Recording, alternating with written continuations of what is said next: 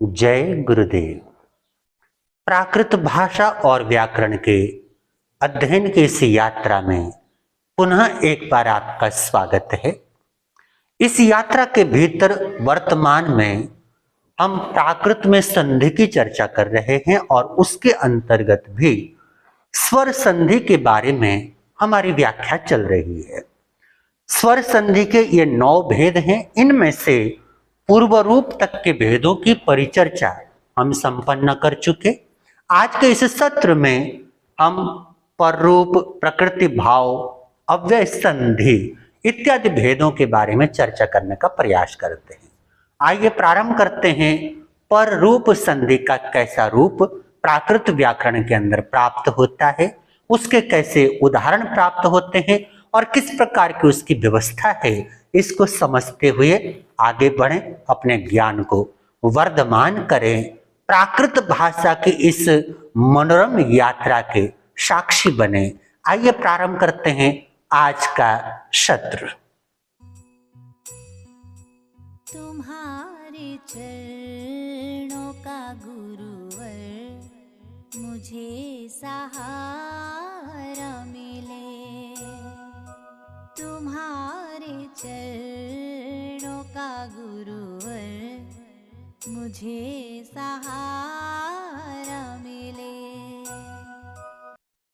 तो हम लोग पर रूप जो संधि का ही एक विभाग माना गया है उसके बारे में चर्चा कर रहे हैं। इसको समझने के लिए यहाँ पर लिखा है, स्वर के परे स्वर होने पर प्रायः पूर्व स्वर का लोप हो जाता है।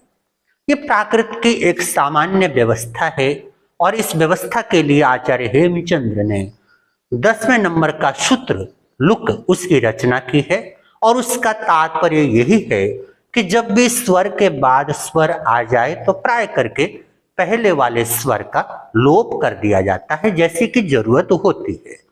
बिना जरूरत के लोप नहीं किया जाता। जहां पर उसकी जरूरत होती है वहां पर पूर्व स्वर का प्राय करके लोप हो जाता है और जब पूर्व स्वर लुप्त हो गया, बाद वाला स्वर बच गया, अर्थात पूर्व स्वर का लोप हो जाता है और बाद वाला जो स्वर है वो कायम रहता है, वो बना रहता है और इसी को पररूप संधि अथवा संधि का जो पररूप व्यवस्था कहा जा सकता है। इसके उदाहरण हैं, जैसे यहाँ पर देखिए तस्स एव, ये 2 पद हमारे पास में है। तस्स में अ है और इधर ए है।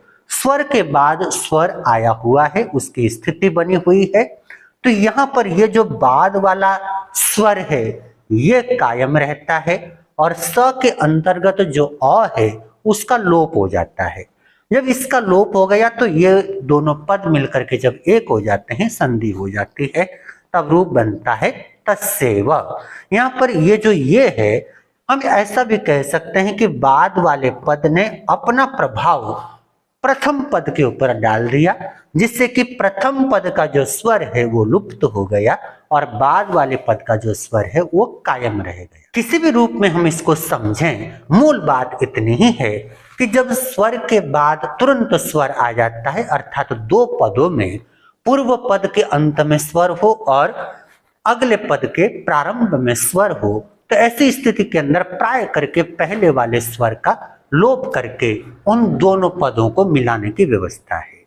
तो जैसे इस व्यवस्था के अंतर्गत जब भी हम इस प्रकार का काम करते हैं, तो जैसे तस्स एव, ये हमारे पास में 2 पद हैं, जैसे इनकी संधि हुई तो बना तस्सेव। इसी प्रकार ताहा एव, यहाँ पर ह में आ की मात्रा है, आ स्वर है और इधर ए है। आ और ए दोनों मिल गए तो कुछ नया रूप संस्कृत में होता है, लेकिन प्राकृत में ऐसा नहीं होता। तो ये जो ये है ये बचा रह जाता है और इसका ह का जो आ है वो चला जाता है और बन जाता है तहेव। इसी प्रकार तीसरा उदाहरण है तेण प्लस एव। यहाँ पर न में अ है और इधर ए है, तो जैसे इनकी संधि हो गई तो बन गया तेणेव, अर्थात इस पद का जो अंतिम स्वर है वो लोप हो गया और बाद वाले पद का जो आदि स्वर है वो कायम रह गया। इसका प्रभाव पूर्व पद के ऊपर पड़ गया, ऐसा भी हम कह सकते हैं। इसी को पररूप कह करके पुकारा जाता है। तो ये पररूप की बात हो गई। अब बात करते हैं प्रकृति भाव की। लगा चरण से मुझे तो मुझे किनारा मिले, तुम्हारे चरणों का गुरुवर मुझे सहारा मिले।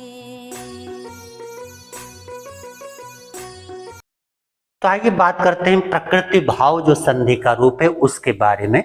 ये 8वें नंबर का भेद है। प्रकृति भाव शब्द से ही स्पष्ट है कि जो शब्द का अथवा पद का जो रूप है उसी रूप में उसका कायम रहना, इसको प्रकृति भाव कहते हैं। इसके 2-3 विभाग हैं। पहले विभाग की बात करते हैं।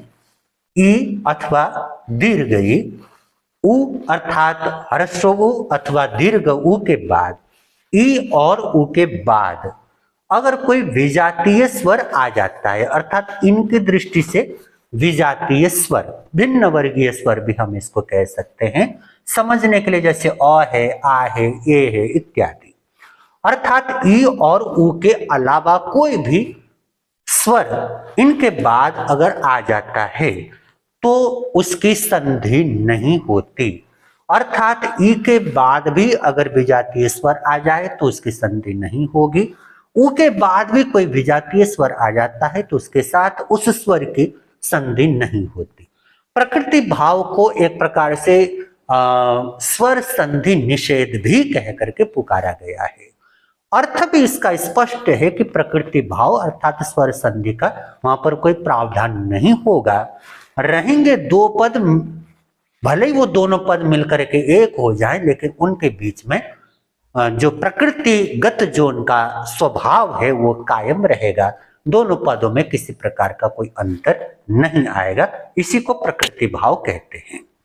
तो ई और उ के बाद कोई भी विजातीय स्वर आ जाए तो उसकी संधि नहीं होती। और ज्यादा स्पष्ट करने के लिए यहाँ पर लिखा गया है, जहां 2 पद मिलकर यथावत रह जाते हैं, दोनों पद मिलकर यथावत रह जाते हैं, अर्थात मिलते तो हैं 2 पद लेकिन जैसे थे वैसे के वैसे कायम रह जाते हैं, इसी को प्रकृति भाव कह करके पुकारा जाता है। ये प्रकृति भाव का पहला रूप है। इसके 2 उदाहरण यहाँ पर लिखे गए हैं। पहले नंबर पे देखिए जाई अंध, यहाँ पर ई है और इधर अ है। जाई अंध अर्थात जन्म से ही अंधा, उसको जाई अंध कहते हैं।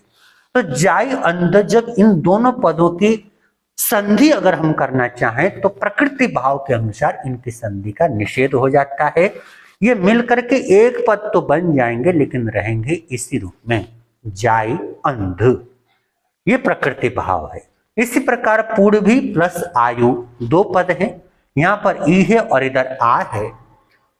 अर्थ है पृथ्वी की आयु, पृथ्वी की उम्र। तो इन दोनों को भी जब हम मिला देंगे तो यहां बन जाएगा पूर्वी आयु, अर्थात इनमें कोई फर्क नहीं पड़ेगा। केवल जब हम वाक्य में इनका प्रयोग करेंगे तो यहाँ पर 2 पद होते, विभक्ति प्रत्यय अथवा क्रिया प्रत्यय अलग अलग लगाने पड़ते। जब इनको एक पद मान लिया तो इस पूर्व पद के अंदर कोई प्रत्यय नहीं लगेगा, उस प्रत्यय का विधान अंतिम पद के साथ ही होगा, जो कि एक व्याकरण की सामान्य व्यवस्था है। तो उसके अतिरिक्त समझने वाली बात प्रकृति भाव के अंदर वही है कि दोनों पद मिलकर एक पद हो तो जाते हैं लेकिन दोनों पद यथावत रह जाते हैं। ये प्रकृति भाव का प्रथम रूप हुआ। अब देखते हैं इसका दूसरा रूप।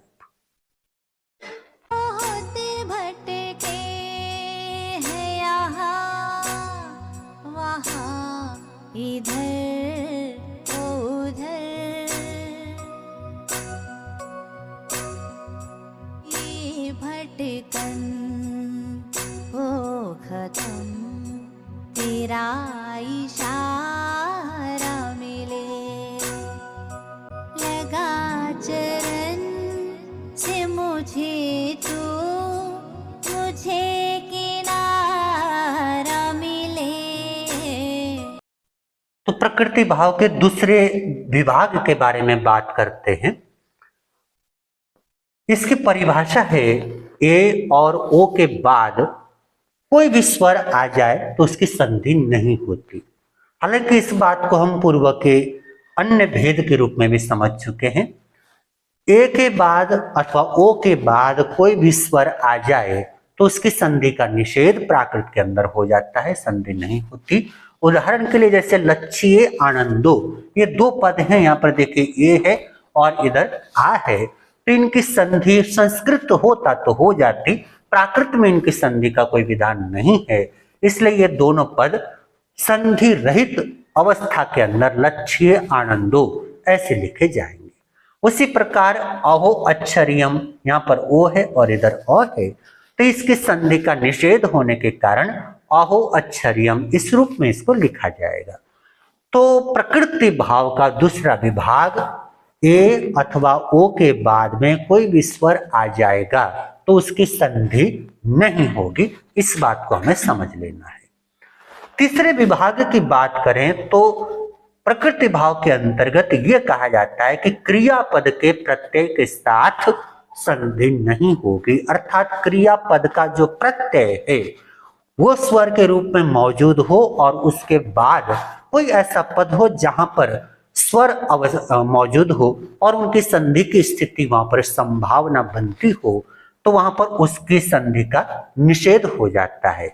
अर्थ है क्रियापद के प्रत्यय की संधि नहीं होती। जैसे हसई इत्थ, ये क्रियापद है हसई, यहाँ पर ई क्रियापद का जो प्रत्यय है वो है, ई और ए ये दोनों मिलकर के यहाँ पर संधि हो सकती थी, लेकिन प्रकृति भाव ने निषेध कर दिया, अतः ये हसई इत्थ इस रूप में लिखा जाएगा, यहाँ पर संधि नहीं होगी। प्रकृति भाव का चौथा विभाग है उद्वृत्त स्वर की संधि नहीं होती। उद्वृत्त स्वर, सबसे पहले इसको समझें कि उद्वृत्त स्वर होता क्या है। देखिए प्राकृत पदों में जो भी तद्भव शब्द हम प्राकृत के अंदर प्रयुक्त करते हैं, उन शब्दों में प्राकृत के सूत्रों का विधान करके कतिपय वर्णों का लोप किया जाता है, और जब व्यंजन का लोप हो जाता है तो स्वर वहां पर बचा रह जाता है। व्यंजन का लोप हो गया और स्वर बचा रह गया, ऐसे स्वर को उद्वृत्त स्वर कह करके पुकारा जाता है। जैसे उदाहरण के लिए यहाँ पर आप देख सकते हैं अतिमुक्त, ये एक पद है और जब इस पद के ऊपर हमने प्राकृत सूत्रों का विधान किया तो इसका रूप बन गया अयमुत्ते। तो यहाँ पर ये जो ई है आप देख सकते हैं कि यहाँ पर ती अवस्थित है और यहाँ पर ती है, तो त और ई इन दोनों का संयोग हो रखा है। त यहाँ पे व्यंजन है और ई स्वर है। तो प्राकृत के नियम के अनुसार जब इस त का लोप हो जाता है, सरल व्यंजन है, मध्यवर्ती है, वर्तमान है, ऐसे त का जब लोप हो जाता है तो वहां पर शेष ई बच जाती है, अर्थात स्वर बच जाता है। कोई भी स्वर हो, यहाँ पर ई है इसलिए मैं ई कह रहा हूं। जब भी व्यंजन का लोप होगा क ग च ज त द प य व, इन सरल व्यंजनों का प्राय करके जब वो शब्द के मध्य में हो, मतलब अनादि में होने चाहिए, अनादि में हो, वर्तमान हो, असंयुक्त हो, इस कंडीशन में जब ऐसे वर्ण होते हैं तो प्राय करके उन व्यंजनों का लोप हो जाता है। उसको हम आगे पढ़ेंगे। समझने के लिए यहाँ पर जैसे अति मुक्त हमारे पास एक शब्द है और इसमें प्राकृत सूत्रों का जब हमने विधान किया तो त का लोप हो गया। जब त का लोप हो गया तो ई बच गई। अब ये जो ई बच गई, इसी प्रकार यहाँ पर अ है और यहाँ पर ई है, प्रारंभ में अ है और उसके बाद ई है। तो जब अ और ई आमने सामने होते हैं तो वहां पर गुण संधि की बिल्कुल संभावना बनती है। गुण संधि हो सकता है, लेकिन ये जो प्रकृति भाव का नियम है ये मना करता है, उद्वृत्त स्वर की संधि नहीं होगी। आपको संधि करने से पहले इस बात को जांचना होगा कि ये स्वर उद्वृत्त स्वर है अथवा अन्य स्वर है। अगर वो उद्वृत्त स्वर होगा तो प्राय करके उसकी संधि नहीं होती। देखिए अपवाद प्राकृत के अंदर कदम कदम पर मिल जाएंगे। यहाँ पर चूंकि ये वैकल्पिक भाषा है, विकल्प प्रधान भाषा है, इसलिए हर नियम का अपवाद यहाँ पर हमारे को थोड़ी बहुत मात्रा में देखने को मिल जाएगा। तो कहीं कहीं उद्वृत्त स्वर के अंदर भी किसी कारण विशेष से संधि हो जाती है, भले ही वहां पर संधि होती हुई हमारे को दिखाई दे, लेकिन विधान वो नहीं है। विधान है उद्वृत्त स्वर की संधि नहीं होती। जैसे यहाँ पर अतिमुक्त का अयमुत्ते बन गया, तो यहाँ पर त में जो ई है ये उद्वृत्त स्वर है, इसलिए इस अ और ई का यहाँ पर संधिकरण नहीं हुआ। इसी प्रकार दूसरा उदाहरण देखिए, द्वितीय वर्गे, दूसरे वर्ग में ऐसा अर्थ है। तो द्वितीय वर्गे को जब हम प्राकृत के अंदर कन्वर्ट करेंगे तो बन जाएगा बीईय वग्गे। तो यहाँ पर देखिए, यहाँ पर भी ई अ, ये दोनों के दोनों स्वर आमने सामने हैं। और ये ई अ कैसी आए, तो यहाँ पर त का लोप हो गया तो ई बच गई, और यहाँ पर य का लोप हो गया तो अ बच गया। तो ई अ आमने सामने हो तो वहां पर गुण संधि हो सकती है, और गुण संधि की व्यवस्था हम पढ़ चुके हैं कि प्राकृत के अंदर उसका प्रयोग मिलता है। लेकिन ये दोनों के दोनों उद्वृत्त स्वर हैं, इसलिए यहाँ पर इनकी संधि नहीं होगी। तो इसी को प्रकृति भाव कहते हैं। हालांकि इन सब बातों को हम सूत्र के अंदर भलीभांति और ज्यादा स्पष्टता के साथ में आगे पढ़ेंगे। प्रारंभ में केवल इनकी जानकारी आपको होनी चाहिए, उस वजह से मैंने यहाँ पर लिखा है। तो ये हो गई बात हमारी प्रकृति भाव संधि अथवा स्वर संधि निषेध की। उसके बाद बात करते हैं अव्यय संधि की। प्यार करना है तो कर ले उस परवरदिगार से, जिसका नूर है छाया मुझे वो साया मिले। लगा चरण से मुझे तो मुझे किनारा मिले। तो ये अव्यय संधि की व्यवस्था है। इसके अंतर्गत समझने वाली बात यह है, पद स्वरांत हो या अनुस्वारांत हो, अर्थात जिस पद के अंत में स्वर होगा वो स्वरांत कहलाएगा, और जिस पद के अंत में अनुस्वार होगा वो अनुस्वारांत कहलाएगा। ऐसे पद से परे अव्यय के होने पर होने वाली संधि को अव्यय संधि कहा जाता है। स्वरांत पद के बाद अव्यय आए अथवा अनुस्वारांत पद के बाद अव्यय आए, और उस अव्यय के साथ में उन पदों की संधि होती है, उस संधि को अव्यय संधि कहा जाता है। उदाहरण है जैसे केण अवि, यहाँ पर ये अकारांत अर्थात स्वरांत पद है और इधर अव्यय है, तो इस अ और इस अ का दीर्घ स्वर यहाँ पर संभावित है। तो इस अव्यय संधि के अंतर्गत विशेष बात यही है कि जब इसकी हम संधि करेंगे तो दो रूप इसके देखने को हमारे को मिल जाएंगे। केणावि ऐसा रूप भी मिल जाएगा और केणावि ऐसा रूप भी मिल जाएगा। हकीकत में तो संधि होने के बाद में यही रूप होना चाहिए, लेकिन बहुत बार अव्यय के साथ में या प्राकृत में संधि की वैकल्पिक व्यवस्था होने के कारण इसको हम पूर्व रूप, पर रूप, इसके साथ भी इसको हम जोड़ सकते हैं, और इस संधि का ऐसा रूप भी हमारे को साहित्य के अंदर देखने को मिल जाता है। जैसे दूसरा उदाहरण है जे इमे। अब इसमें जब संधि करेंगे तो जे में ऐसा रूप भी मिलेगा और जे इमे वैसा का वैसा यथातथ्य रूप भी प्राप्त हो जाएगा। तीसरा उदाहरण है सव्वे अवि। तो यहां पर देखिए ये अ है, इधर ए है। सव्य ये स्वरांत पद है और इधर अभी ये अव्यय है। जब इसकी संधि करते हैं तो सव्वे भी ऐसा संधिकरण हो जाता है। अगला उदाहरण है अपि एगैया। जब अव्यय पद अगर पूर्व पद के रूप में हो तो उसका ये उदाहरण है अपि एगैया। तो इसका संधिकरण हो जाता अप्पे गैया। यहाँ पर प को द्वित्व हो गया और जो ई है उसको गुण हो गया, ऐसा कहें, या इस ई का लोप हो गया और ये जो ये है ये मतलब कि पर रूप संधि इसके अंदर हो गई, ऐसा भी कहा जा सकता है। तो ऐसे अलग अलग प्रकार के रिजल्ट हमारे को अव्यय संधि के अंतर्गत देखने को मिल जाते हैं। अंतिम ये उदाहरण है इति के बारे में। तो मारिसई ये स्वरांत पद है और उसके बाद में इति है। जब इनकी संधि हो जाएगी तो मारिसई ती, तो यहाँ पर ई का लोप हो जाएगा और जो ती बची है अर्थात जो त शेष है उसको द्वित्व हो जाता है। इन सब व्यवस्थाओं के लिए व्याकरण में अलग अलग नियम हैं, अलग अलग उनकी जरूरतें हैं, अलग अलग उनकी शर्तें हैं। तो उन सब चीजों को हम क्रमशः पढ़ते हुए चलेंगे। इसके साथ में ऐसा होता है, ये चीज अभी हमने देखा, ऐसा क्यों होता है उसको हम सूत्रों के अंदर जब इनका विश्लेषण पढ़ेंगे तब उसका समाधान हमारे को हो जाएगा।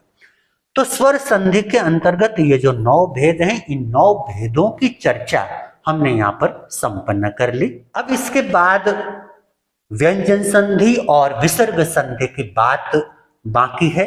अगले पाठ के अंदर व्यंजन संधि और विसर्ग संधि की चर्चा करने के बाद पुनः हम पंचम सूत्र की तरफ आगे बढ़ेंगे और एक एक सूत्र को उदाहरण सहित पढ़ते हुए समझते हुए व्याकरण की जो प्राकृत व्याकरण की व्यवस्था है, उसका जो ढंग है, उसको भरपूर समझने का हम प्रयास करेंगे। आज के लिए इतना ही। इन सब चीजों को भरपूर मनोयोग से पढ़े, अपने ज्ञान को वर्धमान करते रहें। इतने प्रेम से मेरे शब्दों को सुना उसके लिए कृतज्ञ हूं। आप सबके भीतर में विराजमान परमात्मा रूपी पवित्र आत्मा को मेरे कोटि कोटि नमन। जय गुरुदेव। गुरुवर के हर वचन पर जीवन को ढालना है, इन हीरे मोतियों को जो